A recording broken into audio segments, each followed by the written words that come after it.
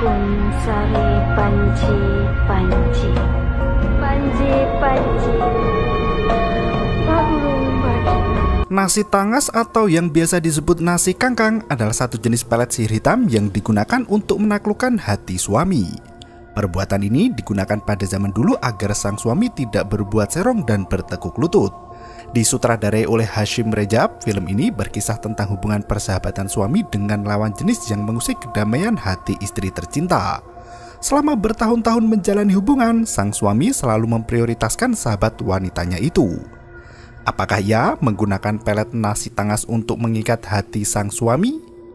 Berikut ceritanya.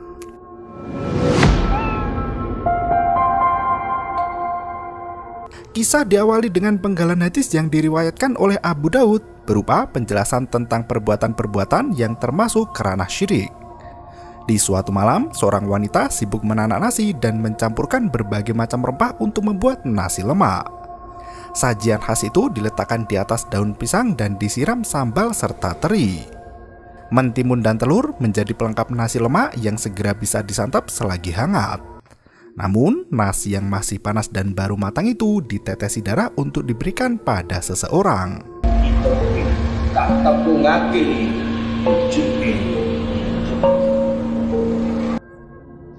Dan film pun dimulai. Sore itu, Fatin bekerja di warung nasi lemak miliknya menunggu seseorang datang.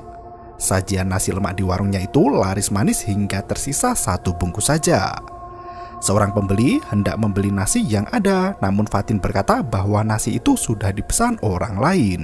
Tak berselang lama, Hairi pun datang dan langsung disuguhi sajian nasi lemak terakhir di warung mereka. Hairi dan Fatin adalah sahabat baik yang sudah saling kenal sejak masa kecil dulu. Mereka sudah seperti keluarga yang saling menjaga satu sama lain. Setelah dewasa, Hairi dan Fatin menjalankan bisnis nasi lemak bersama karena ibu Hairi pandai memasak nasi lemak. Warung makan itu langsung laris manis diserbu para pengunjung hingga semua menu habis tak bersisa. Hairi duduk menyantap sajian yang dihidangkan Fatin sambil menunggu minuman datang. Dari belakang, kekasih Hairi bernama Mira tampak curiga dengan kedekatan mereka berdua. Mira menghampiri Hairi tepat setelah pria itu selesai makan dan menyodorkan beberapa contoh desain undangan pernikahan. Mira meminta calon suaminya itu untuk memilih salah satu desain yang disukainya. Bukannya memilih sendiri, Hairi malah memanggil Fatin dan meminta sahabatnya itu untuk bantu pilihkan.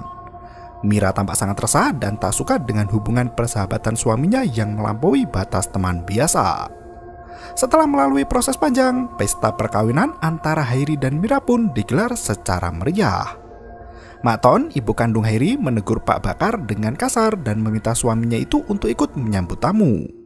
Fatin tampak tak tenang dan gelisah hingga membuat Mak Ton curiga padanya. Ia melenggang pergi untuk mengambil gambar, namun tiba-tiba Hairi beranjak dari kursi pelaminan untuk menolong sahabatnya yang ia sayangi itu dan melenggang pergi meninggalkan istrinya. Mak Ton meminta putranya untuk kembali duduk di kursi pelaminan sementara Fatin mulai tenang setelah melihat penampakan mengerikan. Malam harinya, Mira sudah siap untuk melakukan pergulatan di atas ranjang dengan suaminya itu. Anehnya, Hairi justru bercerita panjang lebar tentang sahabatnya Fatin yang tak kunjung mendapat pasangan. Hairi terus mengoceh, membicarakan kebaikan dan keburukan Fatin di depan istrinya sendiri. Mira yang tak tahan mendengar celotehan suaminya itu langsung mapan tidur setelah seharian pesta hingga kelelahan. Aku rasa kan, abang seorang je dalam dunia yang boleh faham je. Pagi harinya, Hairi mengajak Mira untuk berkunjung di rumah orang tuanya di kampung. Hairi mendapat telepon dari Fatin yang mendapat masalah di kedai makanan mereka. Hairi langsung pergi dan meninggalkan Mira begitu saja. Mak Ton melihat semua kejadian itu dan merasa iba dengan nasib menantu tercinta. Kisah romantisme pasangan baru itu sedikit rumit karena Fatin yang merupakan sahabat sekaligus rekan kerja Hairi terus mengganggu. 3 bulan setelah pernikahan, Mira mendapati dirinya tengah berbadan 2. Ia bergegas pergi ke kedai makanan suaminya untuk memberi kabar bahagia itu. Naasnya, di waktu yang sama, Fatin tiba-tiba terjatuh saat berjalan melayani pelanggan. Hairi pun langsung membantu Fatin untuk berdiri sambil merapikan rambut sahabat dekatnya itu. Mira melihat dengan mata kepalanya sendiri hingga hatinya terbakar api cemburu. Oke tak? Setelah marah besar, Mira duduk termenung sendiri di pinggir kedai untuk menenangkan diri. Hairi membujuk istrinya untuk berbicara, namun Mira masih sangat kesal padanya. Ia berkata jika dirinya sedang hamil, tapi Hairi sibuk memperhatikan Fatin. Mengetahui istrinya tengah hamil, Hairi girang bukan kepalang. Saking senangnya, ia langsung membuka ponsel untuk menelpon seseorang. Tak disangka, Hairi malah menghubungi Fatin dan mengabarkan jika istrinya sedang hamil. Mira semakin marah dan melenggang pergi begitu saja. Di tempat lain, Mak Ton baru selesai menanak nasi dan mengangkang tepat di atas nasi putih panas itu. Sambil berdiri mengangkang, Mak Ton membaca mantra pengasihan guna meluluhkan hati pria idaman. Tak berselang lama, Mira datang ke rumah sendiri tanpa ditemani Hairi. Ia mengucap salam sembari mengetuk pintu depan, namun Mak Ton tak kunjung keluar. Mira pun mencari keberadaan ibu mertua lewat pintu samping, namun ia justru melihat Mak Ton sedang membaca jampi-jampi. Melihat ada Mira di rumahnya, Mak Ton langsung mengusir jin pengasihan itu agar bersembunyi di kamarnya. Setelah jin itu pergi, Mak Ton menyambut Mira untuk duduk di depannya sembari bercerita kisah hidup masa lalu. Saat Hairi masih dalam kandungan, Pak Bakar sering berbuat jahat pada Mak Ton. Pria itu suka berjudi dan mabuk-mabukan. Pak Bakar tak pernah bekerja dan selalu minta uang pada Mak Ton. Perbuatan kekerasan pun harus ditelan mentah-mentah selama Mak Ton tinggal bersamanya. Hingga suatu hari, Mak Ton memergoki suaminya hendak tidur dengan seorang gadis di kamarnya. Tak sadar dengan kejahatannya sendiri, pria itu malah murka dan mengusir Mak Ton dari rumahnya sendiri. Dalam kondisi bersedih hati, Mak Ton datang menemui Bomoh untuk mencari solusi. Mak Ton belajar ilmu sihir nasi tangas dan rutin memberikan makanan itu pada Pak Bakar. Setelah Hairi lahir, Pak Bakar langsung berubah sikap dan tak pernah jahat padanya lagi. Pak Bakar memperlakukan dirinya jauh lebih baik daripada Hairi memperlakukan Mira. Mak Ton menasihati menantunya untuk belajar cara membuat nasi tangas agar Hairi kelepek-kelepek padanya. Mira masih ragu untuk melakukannya karena ia takut dosa.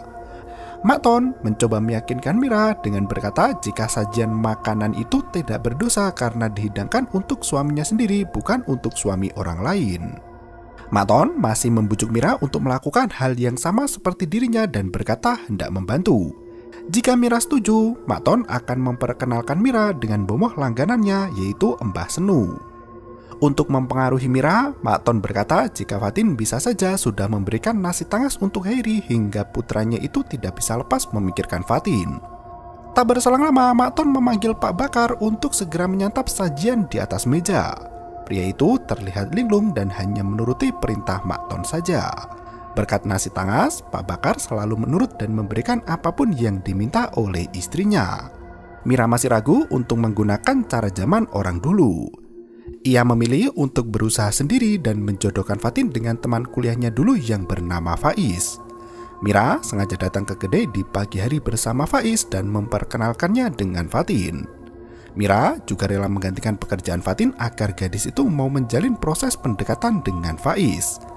Nasnya, perbincangan Fatin dan Faiz terasa sangat kaku dan tidak menyenangkan. Hairi bahkan terlihat khawatir dan berulang kali curi pandang ke arah Fatin. Malam harinya, Hairi marah besar hingga membanting pakaian ke kasur. Ia tak terima dengan ulah Mira yang hendak menjodohkan Fatin dengan Faiz. Ia melarang istrinya untuk melakukan hal serupa lagi dan meminta Mira untuk membiarkan Fatin memilih jodohnya sendiri. Mira sangat marah dengan tingkah aneh Hairi yang lebih mempedulikan Fatin ketimbang istrinya sendiri. Mereka bertengkar hebat hingga Hairi keluar dari rumah dan membanting pintu kamar. Mira yang mengejar suaminya itu jatuh terpleset hingga mengalami pendarahan kandungan. Tak disangka Mira mengalami keguguran hingga membuat Hairi menangis sedih. Esok paginya, Fatin dan Faiz menjenguk Mira di rumah Mak Ton. Mereka turut prihatin atas kejadian yang menimpa Mira dan Hairi. Hairi masih menyalahkan diri sendiri karena bertengkar hebat dengan Mira semalaman hingga membuat istrinya jatuh terpleset dan keguguran. Mak Ton menyajikan minuman dan nasi lemak untuk dua teman Hairi yang datang. Melihat Fatin terlalu dekat dengan Hairi, Mak Ton langsung memelototinya. Faiz membuka bungkusan nasi lemak itu yang tampak sudah dijampi-jampi. Faiz yang kuat agamanya bisa melihat sosok jin yang duduk di samping Mak Ton. Ia pun langsung pamit pulang dan mengurungkan niat untuk menyantap nasi lemak itu. Sesampainya di rumah, kedatangan sudah ditunggu oleh hantu wanita yang berdiri di depan cermin. Fatin masuk sambil menyalakan lampu, namun hantu wanita itu melesat pergi hingga semua pintu rumah terbuka lebar. Gadis itu memeriksa ke sekeliling rumah di mana lampu kamarnya terjatuh dengan sendirinya seiring dengan listrik yang padam. Lampu di rumah Fatin terus berkedip hingga tiba-tiba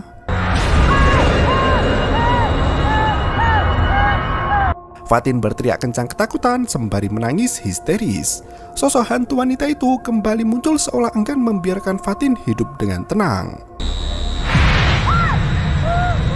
Setelah serangan gaib yang bertubi-tubi, listrik di rumah itu kembali menyala dengan terang.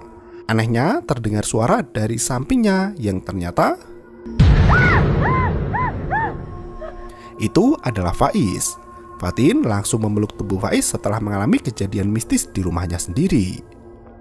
Saat pagi menjelang, Hairi buru-buru pergi ke kedai padahal Mira masih sakit dan belum pulih dari keguguran. Hairi berjanji akan segera pulang dan membawakan makan siang setelah urusan pekerjaannya kelar. Sebelum pergi, ia berpesan pada istri tercinta agar Mira tidak melakukan pekerjaan berat. Malamnya, Fatin ketiduran di warung makan setelah seharian kerja keras sendiri melayani pengunjung yang datang. Tiba-tiba saja, seorang wanita melintas dan duduk di depannya. Fatin mengira itu adalah pelanggan yang baru datang. Ia hendak menjelaskan jika warungnya sudah tutup, namun saat membuka mata, ternyata gadis itu adalah Mira. Fatin bertanya-tanya apa yang sedang terjadi pada istri sahabatnya itu. Ia langsung menelpon Hairi mengabarkan jika Mira datang ke kedai sendirian. Hairi tertawa sambil berkata jika Mira sedang rebahan di atas ranjang bersamanya.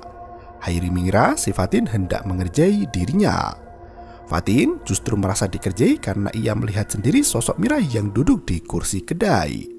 Setelah menutup teleponnya, Fatin menoleh ke samping dengan perlahan. Seketika itu, ponsel Fatin sampai terlempar ke tanah saking takutnya dengan sosok hantu wanita yang terus meneror setiap malam. Saat dia hendak mengambil ponsel, tetesan darah menodai taplak meja yang berwarna putih. Tetesan darah itu semakin deras berasal dari atas pohon yang ternyata Fatin pun lari kalang kabut ketakutan dan menghubungi Faiz untuk minta bantuan. Di waktu yang sama, Mak Ton berhasil membujuk Mira untuk bertemu dengan Mbah Senu. Sebelum memulai ritual, Mak Ton mengaku jika dirinya telah mengirim jin pada Fatin agar tidak terus-terusan mengganggu Hairi, putra satu-satunya.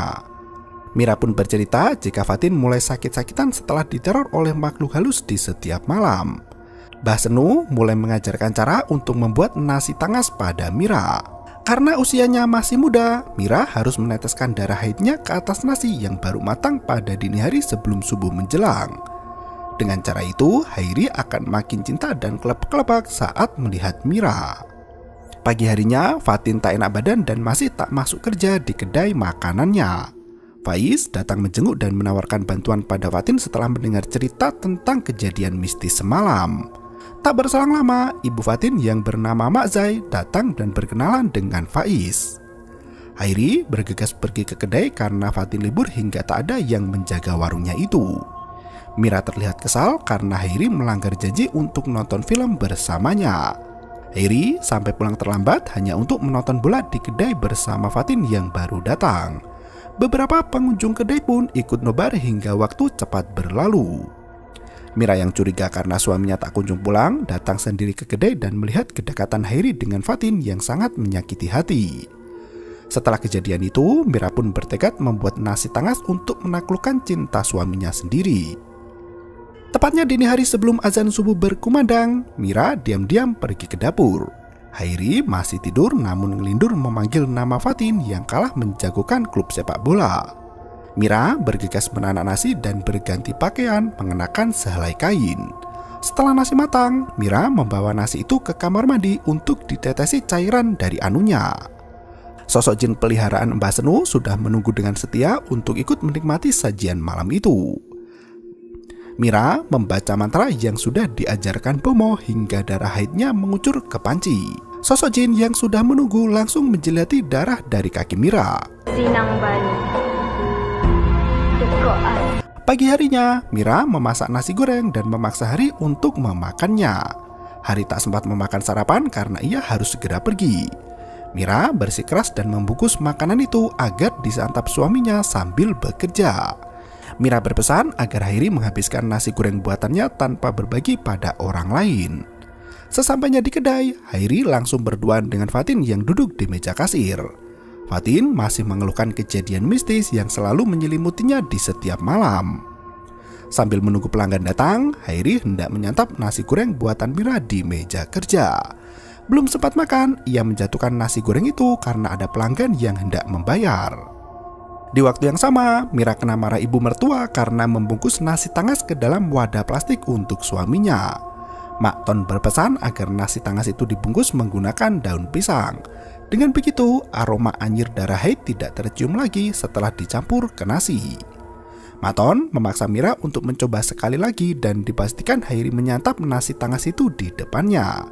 Setidaknya, pastikan Hairi menyantap 1 suapan saja sebelum pergi. Fatin mengambil kotak makan Hairi yang jatuh ke lantai dan memberikannya kepada Hairi. Saat hendak makan, Hairi mencium bau tak sedap dari nasi goreng itu. Ia meminta Fatin untuk mencium aroma dari kotak bekalnya. Fatin berkata aroma nasi goreng itu sedikit amis seperti ikan asin. Fatin langsung menyantap 1 suap dan berkata jika rasanya sangat lezat. Setelah melihat Fatin makan, Hairi pun langsung menyantap bekal dari istrinya sampai habis. Ternyata nasi tangas itu tidak boleh dimakan orang lain karena bisa berakibat fatal. Sihir yang terkandung di dalamnya bisa batal bahkan berpindah pada orang yang memakannya. Benar saja, Fatin yang pulang ke apartemen langsung mual dan muntah-muntah di parkiran. Dari kejauhan tampak sosok jin yang sudah menunggu untuk makan. Seketika itu, Fatin berjalan menuju tangga untuk naik ke lobi, namun tiba-tiba sosok hantu mengerikan muncul tepat di depannya membuat Fatin berlari ketakutan. Gadis itu kembali ke dalam mobil di mana lampu basement padam satu persatu. Setelah menunggu beberapa saat, Fatin mengintip keluar dari mobil yang ternyata hantu itu masih sibuk makan. Fatin langsung melenggang pergi menggunakan mobilnya untuk mencari bantuan. Di waktu yang sama, Mira mengadu ke ibu mertua karena sikap Hairi masih tak berubah. Mira takut jika makanan itu disantap oleh orang lain. Mak Ton meminta Mira untuk tenang dan menunggu sihir itu bekerja. Setelah menutup telepon, Hari tampak gelisah menyeret tubuh Mira ke atas ranjang. Sesosok tangan iblis tampak bertengger di pintu untuk ikut bersantap dia bersama mereka. Pagi harinya, Hari tampak manja menggoda istri tercinta. Ia meminta maaf dan jujur pada Mira jika Fatin mencicipi nasi gorengnya. Mira langsung marah besar hingga menampar suaminya sendiri. Malam harinya, Hairi pergi ke kedai untuk menemui Fatin. Gadis itu bertanya mengapa Mira tak ikut turun bersama Hairi.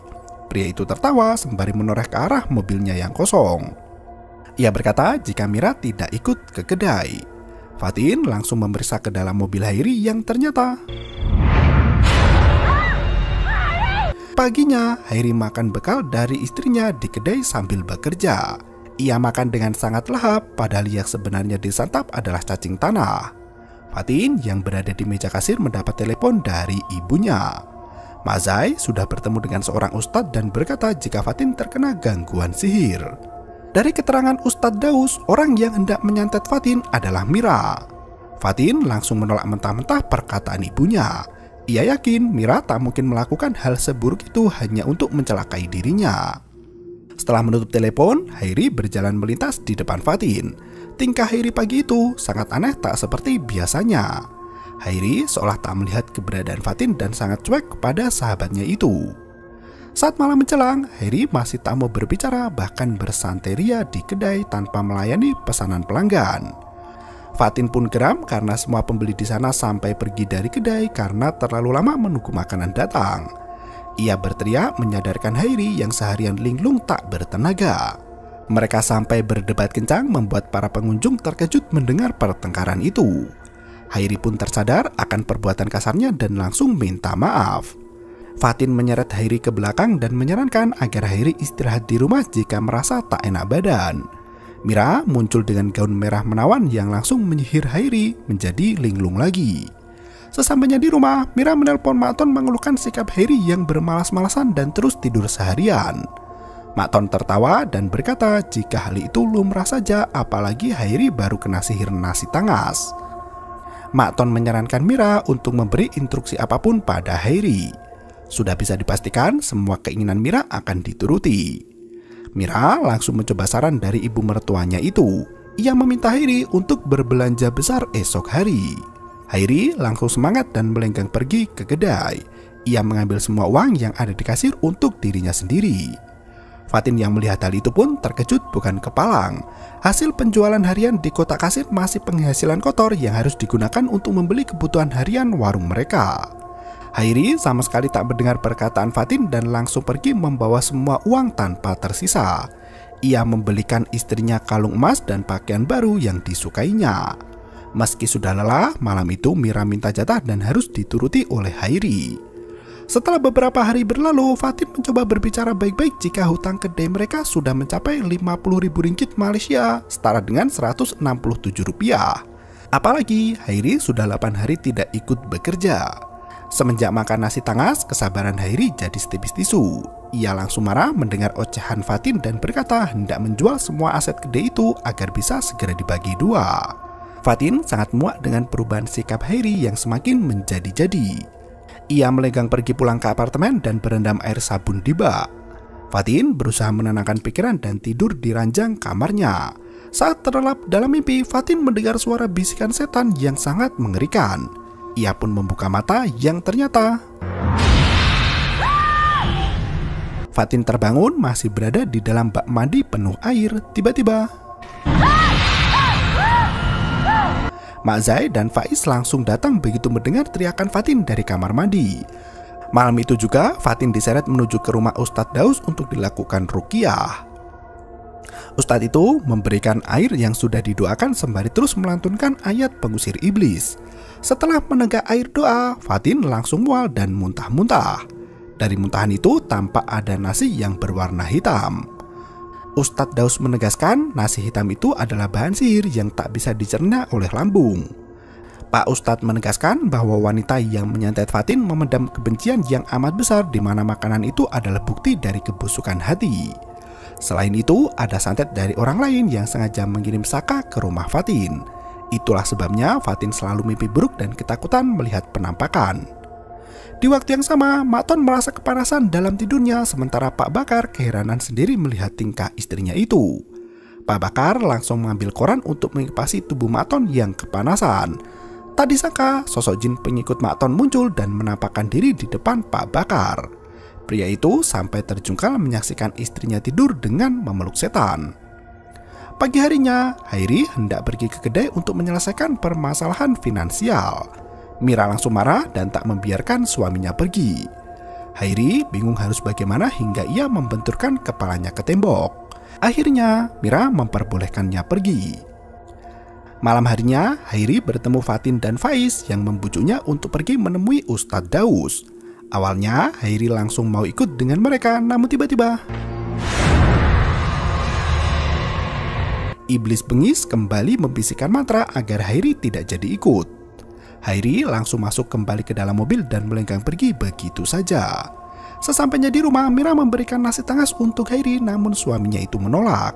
Mira langsung datang ke Mbah Senu untuk meminta bantuan karena Fatin sudah menyadari perubahan sikap Hairi disebabkan oleh sihir. Apalagi Hairi tak pernah bersedia makan ketika di rumah. Fatin sangat takut jika kedoknya selama ini akan segera terbongkar. Mbah Senu memberikan jalan sihir lain yaitu menggunakan air minum. Mira harus mencampurkan air minum di rumahnya dengan potongan rambut dan kukunya sendiri. Semua harus dilakukan saat Mira datang bulan. Ramuan terakhir adalah eeknya Mira sendiri yang dicampur ke ramuan mahadasyat itu. Setelah ramuannya jadi, air dimasak hingga mendidih kemudian disaring dan dikangkangnya lagi. Mira pun membaca mantra sambil mengangkang di atas baskom berisi air minum. Ia selalu menggunakan air itu untuk memasak dan membuatkan minuman suaminya. Hairi pun kembali makan dengan sangat lahap di rumah seolah tak ada rasa aneh di masakan istrinya itu. Sementara itu di tempat lain, Maton ketahuan menyihir suaminya sendiri. Pak Bakar langsung murka dan menyiksa Maton habis-habisan. Pak Bakar sudah berobat ke dukun sakti lainnya hingga nasi hitam keluar dari perutnya. Semenjak berobat ke dukun, Pak Bakar bisa melihat ulat dan belatung di atas nasi yang disajikan istrinya. Karena gelap mata, Pak Bakar mencekik leher Maton hingga wanita itu sekarat dan jatuh pingsan. Pak Bakar diserang oleh makhluk gaib peliharaan istrinya yang sangat bengis dan haus darah. Tubuh Pak Bakar dicabik-cabik hingga tak bernyawa di samping jasad istrinya. Saat pagi menjelang, rumah Maton dikunjungi banyak warga yang hendak melawat. Fatin dan Mak Zai ikut datang ke rumah Maton untuk berbelasungkawa. Mak Zai berbisik mendengar cerita dari tetangga sekitar yang mendengar pertengkaran Maton dan Pak Bakar tadi malam. Mereka pun mendengar teriakan Pak Bakar yang berkata jika Maton menyihir makanan di rumah dengan ilmu pelet nasi tangas. Tak heran jika Mira mengikuti jejak ibu mertuanya juga. Fatin langsung mendekati Hairi dan menyadarkan tentang apa yang terjadi. Mira lagi-lagi kepanasan melihat Fatin mendekati suaminya. Ia langsung mengadu pada ibu mertua, namun Maton sama sekali tak bergeming. Fatin memaksa Hairi untuk ikut pergi dengannya. Mira yang kesal sudah tak tahan lagi dan melabrak Fatin di depan banyak orang.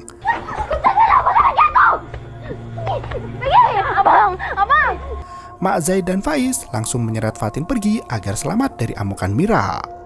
Di malam yang semakin larut, Hairi tak kunjung masuk ke dalam kamar hingga membuat Mira kebingungan. Ternyata Hairi kepikiran omongan warga yang menuduh Maton menggunakan nasi tangas untuk menyihir sang ayah. Ia takut Mira melakukan hal yang sama. Mira langsung mengelak dan bersumpah jika ia tidak pernah menggunakan hal semacam itu. Selang beberapa hari kemudian, kedai milik Fatin dan Hairi sudah tutup karena bangkrut. Fatin meminta Hairi untuk ikut ke Ustadz agar permasalahan mereka segera usai.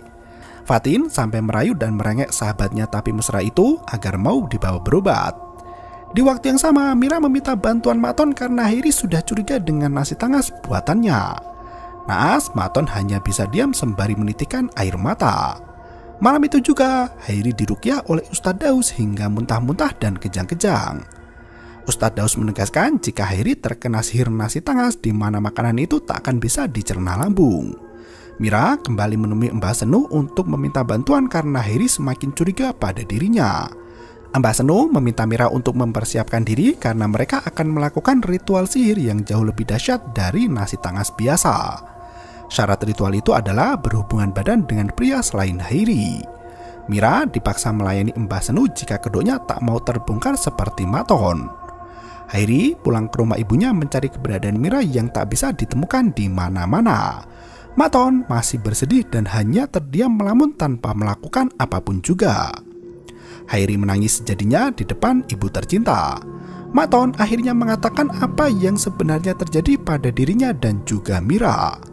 Hairi langsung mencari istrinya di rumah Mbah Senu bersama dengan Ustadz. Ia melihat sosok Mira yang menangis di atas ranjang setelah digauli Mbah Senu. Saat didekati, ternyata sosok itu bukan Mira, melainkan iblis wanita. Ustadz membacakan mantra pengusir iblis hingga Mbah Senu mulai melawan. Terjadi pergulatan sengit antara Mbah Senu dengan Hairi. Mbah Senu hendak mengambil keris sakti miliknya, namun Ustadz melumpuhkan kekuatan gaib pria itu. Hairi yang murka langsung membabi buta memukuli Mbah Senu sampai tubuh pria itu tertusuk keris. Akhirnya Mbah Senu mati di tangan senjatanya sendiri. Di waktu yang sama, Mira sudah sampai di rumah sibuk membuat sajian nasi tangas menggunakan beras hitam. Ia menusukkan tangkai ke tengah nasi hitam itu dan dilumuri darah yang keluar dari selangkangannya. Sembari membaca mantra, darah yang keluar semakin banyak hingga membuat Mira merintih kesakitan. Wanita itu mulai kerasukan setan dan jatuh pingsan. Hairi yang baru sampai rumah panik bukan kepalang melihat Mira yang tak sadarkan diri di sana. Ia bergegas menolong Mira, namun wanita itu mendorong tubuh Hairi dengan sangat kuat. Ustadz Daus datang bersama Fatin dan Faiz untuk meruqyah Mira yang kerasukan setan. Mira lari ketakutan dan masuk ke dalam hutan. Ia bersembunyi di sana, namun Hairi berhasil menemukan keberadaan istrinya itu. Melihat Mira menangis sambil menundukkan kepala, Hairi mencoba menepuk pundak Mira. Pria itu terpaksa menampar Mira agar tersadar, namun sosok Mira berubah wujud menjadi berbagai macam bentuk yang tak terkendali. Ustadz Daus menyingkirkan tubuh Hairi dari hadapan Mira dan melawan iblis keji itu dengan lantunan ayat suci Al-Quran. Setelah pergulatan di malam yang panjang, akhirnya Mira berhasil disadarkan dari kerasukan. Iblis yang mengganggu ditangkap oleh Ustadz Daus dan dibuang ke dalam hutan. Mira tak bisa sembuh dari sakit jiwa yang merusak otaknya setelah mempelajari ilmu sihir mengerikan. Hairi mengaku bersalah atas apa yang diperbuat pada Mira hingga istrinya kini jadi ODGJ. Sebagai suami, Hairi tak bisa memahami perasaan wanita yang cemburu buta dengan sahabat wanita. Hairi sendiri tak mengerti bagaimana berperan sebagai suami yang baik hingga mengabaikan kebutuhan istrinya sendiri. Ia mengaku salah dan gagal sebagai seorang suami. Yang ia pikirkan hanyalah menikahi Mira dan semua berjalan seperti biasanya lagi. Hairi berjanji akan menjaga Mira dan merawat Mira sampai ia mati sebagai wujud permintaan maaf serta penyesalannya sendiri. Hairi mengusap lembut kepala Mira sembari berkata jika ia ingin membuktikan betapa besar cinta dan tulusnya untuk istri tercinta. Malam harinya, Hairi datang ke rumah Maton untuk pamit pergi dari kampung agar bisa fokus pada kesembuhan mental Mira. Hairi berkata jika dirinya sudah ikhlas dan memaafkan ibunya. Seketika itu, muncul sosok jin yang memanjat naik ke jendela rumah Maton. Wanita itu menunjuk ke arah jin dan berkata jika makhluk itu belum mau melepaskan dirinya. Hairi sendiri tak bisa melihat apapun di sana dan melenggang pergi meninggalkan ibunya. Maton menangis sambil berkata jika ia sudah tak bisa memberi makan iblis itu lagi karena ia tidak memiliki siapapun di dunia ini. Seketika itu, sosok iblis muncul dan menyeret jasad Maton ke dalam rumah seiring dengan pintu dan jendela yang terkunci dengan sendirinya. Penggalan surat An-Nisa ayat ke-48 menjadi penutup rangkaian kehidupan Hairi dan Mira. Ayat itu berisi peringatan dan ancaman bagi dosa syirik yang tidak akan mendapat ampunan dari Allah karena termasuk mempersekutukannya. Barang siapa yang mempersekutukan Allah, maka sesungguhnya ia telah berbuat dosa yang sangat besar. Dan film pun berakhir. Dalam sejarah Islam, ilmu sihir pertama kali diajarkan oleh setan kepada manusia pada zaman Nabi Sulaiman bin Daud sebagaimana termaktub dalam surat Al-Baqarah ayat 102. Sama seperti perkara gaib lainnya, sihir adalah upaya manusia yang dilakukan dengan meminta pertolongan pada setan. Tujuan sihir sendiri tak lain untuk menghancurkan kehidupan orang lain, bahkan membuat hubungan suami istri hancur berantakan. Rasulullah SAW bersabda, jauhilah dari kalian 7 perkara yang membinasakan, yaitu menyekutukan Allah, sihir, membunuh orang yang Allah haramkan untuk dibunuh, mengkonsumsi riba, memakan harta anak yatim, kabur saat perang, dan menuduh wanita baik-baik dengan tuduhan zina. Semoga Allah Subhanahu wa Ta'ala menjaga para supe sekalian dari 7 perkara tersebut. Terima kasih dan sampai jumpa. Yo, bermau itu ketara.